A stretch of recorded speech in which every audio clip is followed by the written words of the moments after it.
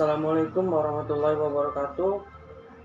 Perkenalkan, nama saya Armanda Saputra, NIM 202205300, kelas SI2P. Kali ini saya akan menjawab pertanyaan tugas UAS dari mata kuliah Organisasi Komputer. Soal yang pertama, menurut Anda apakah yang dimaksud dengan organisasi komputer? Organisasi komputer adalah bagian yang terkait erat dengan unit-unit operasional dan terkoneksi antar komponen penyusun sistem komputer dalam merealisasikan aspek arsitekturnya.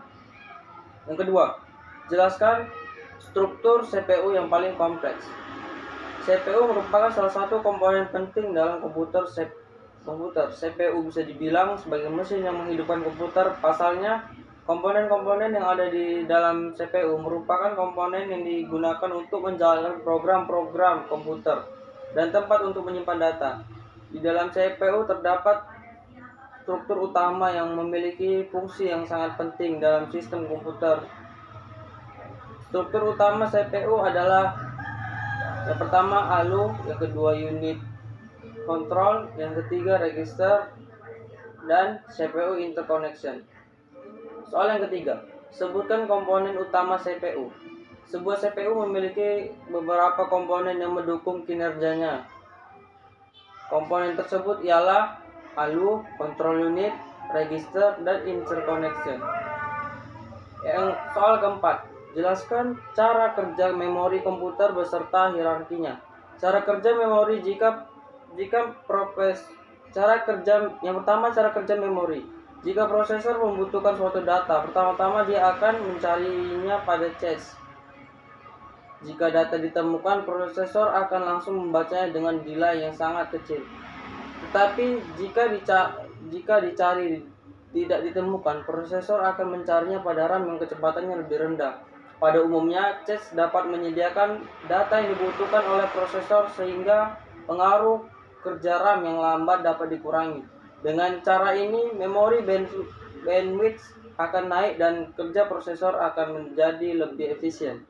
Selain itu, kapasitas memori cache yang semakin besar juga meningkatkan kecepatan kerja komputer secara keseluruhan. Yang kelima, jelaskan karakteristik sistem memori yang ada pada komputer.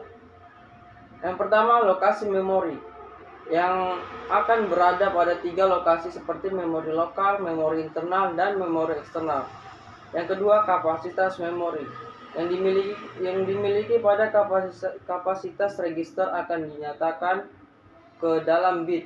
Pada memori internal akan dilakukan pernyataan ke dalam bentuk bit, dan kapasitas memori eksternal akan dilakukan pernyataan ke dalam bit. Yang ketiga, satuan transfer yang dimana akan sama dengan jumlah saluran data yang masuk ke dalam dan juga keluar yang berasal dari modul memori. Yang keempat, metode akses memori yang terbentuk atas 4 macam, yaitu sequential access, direct access, random access, dan associative access. Yang kelima, kinerja memori yang terbentuk atas 3 parameter seperti waktu akses atau cycle time, waktu siklus atau cycle time, laju pemindahan atau transfer rate. Yang keenam, jenis fisik memori seperti memori semikonduktor yang menggunakan teknologi LSI maupun VLI yang sering digunakan pada RAM memori permukaan magnetik pada memori eksternal seperti disk serta pita magnetik. Yang ketujuh, karakteristik fisik memori seperti memori volatil yang datanya dapat ditulis, dihapus, dan dikembalikan. Memori non volatil yang dapat ditulis dan dihapus dan tidak dapat dikembalikan. 8. Organisasi yang merupakan pengaturan bit dan penyusunan word secara fisik. Soal yang keenam, jelaskan sifat-sifat sel memori yang Anda ketahui. Sel memori memiliki 2 keadaan stabil atau semi stabil yang dapat digunakan untuk mempresentasikan bilangan biner 1 atau 0. Sel memori mempunyai kemampuan untuk ditulisi. Sel memori mempunyai kemampuan untuk dibaca.